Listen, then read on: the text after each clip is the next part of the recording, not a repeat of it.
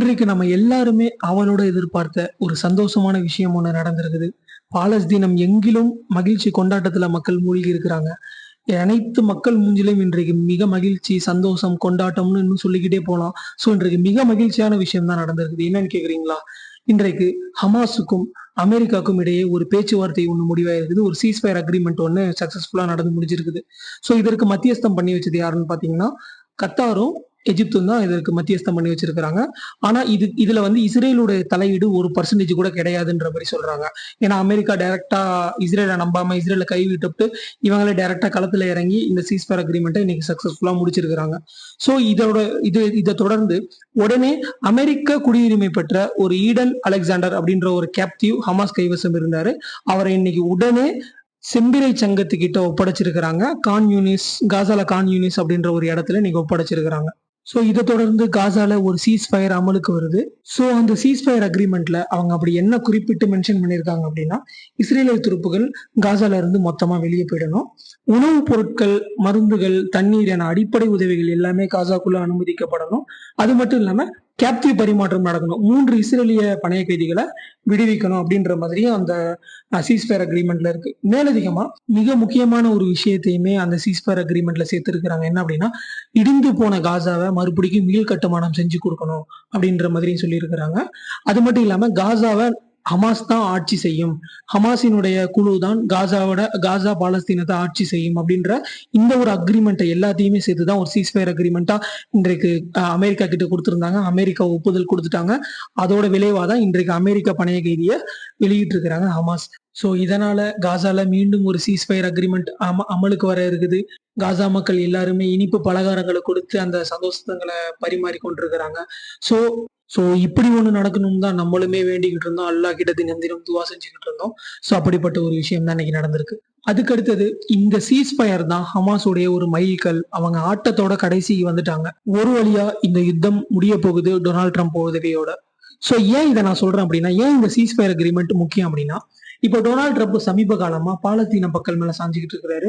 அது மட்டும் இல்லாம அரபு நாடுகள் பக்கம் சாஞ்சிக்கிட்டு இருக்கிறாரு. இஸ்ரேல கை கழுவிட்டு இருக்கிறாரு. இஸ்ரேல் கிட்ட எந்த வித பேச்சுவார்த்தைகளும் இப்ப நடத்துறது இல்ல. இஸ்ரேல ஒரு பொருட்டாவே மதிக்கிறது இல்ல. பெஞ்சமின் நெதன்யாகு கால் பண்ணார் அப்படின்னா அவர் காலை எடுக்கிறது இல்ல, நிராகரிக்கிறாரு. இந்த மாதிரி சில விஷயங்கள் தான் பண்ணிக்கிட்டு இருந்தாரு. இந்த நிலையில என்னன்னா, ஹூதிகளோட ஒரு சமாதான ஒப்பந்தத்துக்கு போறாரு, ஈரானோட ஒரு சமாதான ஒப்பந்தத்திற்கு போறாரு, சவுதியோட ஒரு நல்ல நிலையை ஏற்படுத்தி கொள்றாரு.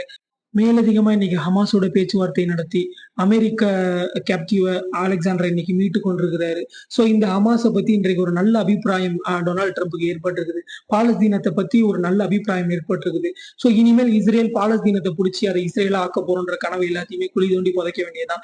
ஏன் அப்படின்னா, நாளைக்கு டொனால்ட் ட்ரம்ப் தொடர்ந்து ஒரு 3 நாளுக்கு மிடில் ஈஸ்ட் பயணம் செல்ல இருக்கிறாரு. கத்தார், யுஏஇ, சவுதி இந்த 3 நாடுகளுக்கு செல்ல இருக்கிறாரு. அந்த இடத்துல ஒரு மிக வரலாறு காணாத ஒரு அறிவிப்பு வெளியிட இருக்கிறாரு. அது எந்த அறிவிப்புன்றதை எல்லாருமே கணிக்கிறாங்க அப்படின்னா, பாலஸ்தீனத்தை தனி நாடா அங்கீகரிக்க போறாரு, சுதந்திர நாடா அறிவிக்க போறாருன்றதுதான். இந்த கேப்டிவ் பரிமாற்றம் நடந்து முடிஞ்சதுக்கு அப்புறம் டொனால்ட் ட்ரம்ப் ஒரு அபிஷியலா ஒரு அறிக்கை வெளியிட்டிருக்காரு. என்ன அப்படின்னா, காசால மிருகத்தனமான இந்த யுத்தம் விரைவில் நிறுத்தப்படும்.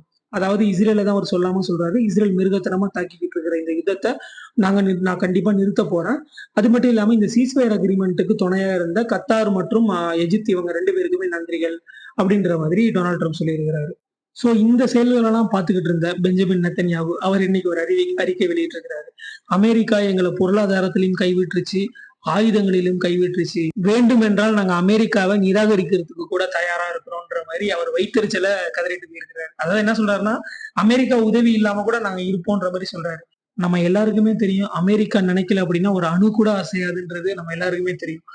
இவர் அமெரிக்காவை பகிச்சிட்டு இருக்க போறாராம். அமெரிக்காவுடைய பத்திரிகை நியூயார்க் டைம்ஸ் இன்னைக்கு வெளியிட்டு இருக்கிறாங்க. என்ன அப்படின்னா, பெஞ்சமின் நெத்தன்யாவுக்கு வேற வழி கிடையாது. ஒண்ணு யுத்தத்தை நிறுத்திட்டு இன்னொரு எலெக்ஷன் நடத்தப்பட்டு அந்த எலெக்ஷன்ல இவர் தோல்வி அடைஞ்சு ஜெயிலுக்கு செல்லுவாரு. அப்படி இல்லை அப்படின்னா டொனால்ட் ட்ரம்ப்பை பகைச்சுக்கிட்டு இந்த யுத்தத்தை மறுபடியும் நடத்துவாரு. அவருக்கு வேற ஆப்ஷனே இல்லை, இது 2 தான் பண்ண போறாருன்ற மாதிரி நியூயார்க் டைம்ஸ்மே சொல்லியிருக்கிறாங்க. இவர் அமெரிக்காவை பகைச்சுக்கிட்டு இந்த யுத்தத்தை கண்டிப்பா நடத்த போறது கிடையாது. இதுக்கப்புறம் என்ன நடக்கலாம் அப்படின்னா, இந்த யுத்தத்தை நிப்பாட்டிட்டு ரீ எலெக்ஷன் வைக்கப்பட்டு இஸ்ரேல் பிரதமர் பெஞ்சமின் நெத்தன்யாகு ஆட்சியிலிருந்து தூக்கி எறியப்படுவாரு. அது மட்டும் இல்லாம அவர் மேல நிறைய ஊழல் குற்றச்சாட்டுகள் இருக்கு. அந்த ஊழல் குற்றச்சாட்டு வாயிலாக இவர் சிறைக்கு செல்றதுக்கு அதிகமான வாய்ப்பு இருக்கு. மேலதிகமா இவர் மேல நிறைய குற்றச்சாட்டுகள் இருந்தாலும், இப்போதுமே டெல் அவிவ் இன்னும் பல நகரங்கள்ல பெஞ்சமின் நெத்தன்யாவுக்கு எதிரா ஆர்ப்பாட்டங்கள் நடத்திக்கிட்டு இருக்கிறாங்க. அவர்கள் நாட்டு மக்களே ஆர்ப்பாட்டங்கள் நடத்திக்கிட்டு இருக்கிறாங்க.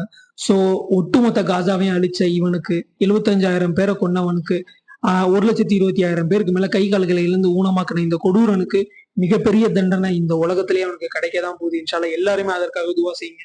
மேலதிகமா இந்த செய்திகள் எல்லாம் பார்க்கும்போது பாலஸ்தீனம் சுதந்திர நாடை நோக்கி தான் போயிட்டு இருக்குன்றது தெளிவா தெரியுது. மேலதிகமா ஹமாஸ் இன்னொரு தரமான சம்பவங்களை பண்ணியிருக்கிறாங்க. இந்த சீஸ்ஃபயர் அக்ரிமெண்ட்டுக்கு முன்னாடி சில தாக்குதல்கள் நடந்திருக்கு. எங்க நடந்திருக்கு அப்படின்னா கிழக்கு காசா பகுதிகளில் நடந்திருக்குது.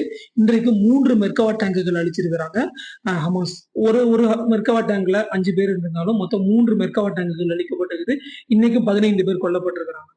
மேலதிகமா ஹூதிகளுமே இன்றைக்கு இஸ்ரேல்ல இருக்கிற டெல் அவிவ் மேல மிசைல் தாக்குதல்கள் பண்ணியிருக்கிறாங்க. சோ எல்லா இடத்துலயுமே அடி வாங்கிட்டு இருக்கிறாங்க. ராணுவ களத்திலையும் அடி வாங்கிட்டு இருக்கிறாங்க. அரசியல்லையுமே அடி வாங்கிட்டு இருக்கிறாங்க. அந்த நாட்டு மக்கள் கிட்டே இவங்க அடி வாங்கிட்டு இருக்கிறாங்க. மேலதிகமா இன்றைக்கு காசால நடத்தப்பட்ட தாக்குதல்கள்ல 33 அப்பாவிகள் கொல்லப்பட்டிருக்கிறாங்க. 304 பேர் படுகாயம் அடைஞ்சிருக்கிறாங்க. சோ இந்த இழப்புன்றது இதுதான் கடைசியா இருக்கணும்னு எல்லாருமே அல்லாஹ் கிட்ட வேண்டிக்கோங்க. பாலஸ்தீனம் சுதந்திர நாட்டை நோக்கி போயிட்டு இருக்கு. தனி நாடை நோக்கி போயிட்டு இருக்கு. அந்த மக்கள் எல்லாருமே சுதந்திரத்தை நோக்கி போயிட்டு இருக்கிறாங்க. இத்தனை நாள இஸ்ரேல்ன்ற ஒரு கொடுங்கோலன் கையில மாட்டிக்கிட்டு முழிச்சுக்கிட்டு இருந்தாங்க. சோ அவங்க எல்லாருமே தனி நாடுன்ற ஒரு இடத்துக்கு இப்ப போயிட்டு இருக்கிறாங்க. இப்போ உலகமே வெயிட் பண்ணிக்கிட்டு இருக்கு. என்னன்னா அமெரிக்கா சொல்லக்கூடிய டொனால்ட் ட்ரம்ப் சொல்லக்கூடிய அந்த ஒத்த வார்த்தைக்காக தான் உலகமே வெயிட் பண்ணிக்கிட்டு இருக்குது. ஸோ இன்ஷால்லா எல்லாம் பொறுத்திருந்து பார்ப்போம் என்ன நடக்குது. எது எப்படி போனாலும் பாலஸ்தீனம் வெற்றி பெற வேண்டும். பாலஸ்தீனம் சுதந்திரம் அடைய வேண்டும். எல்லாருமே அந்த மக்களுக்காக துவா செய்யுங்க. நம்முடைய சேனலை சப்ஸ்கிரைப் பண்ணாதவங்க பண்ணிக்கோங்க. தொடர்ந்து உண்மை தகவல்களை தெரிந்துக்கோங்க. அஸ்ஸலாமு அலைக்கும் வரஹ்மத்துல்லாஹி வபரகாத்துஹு.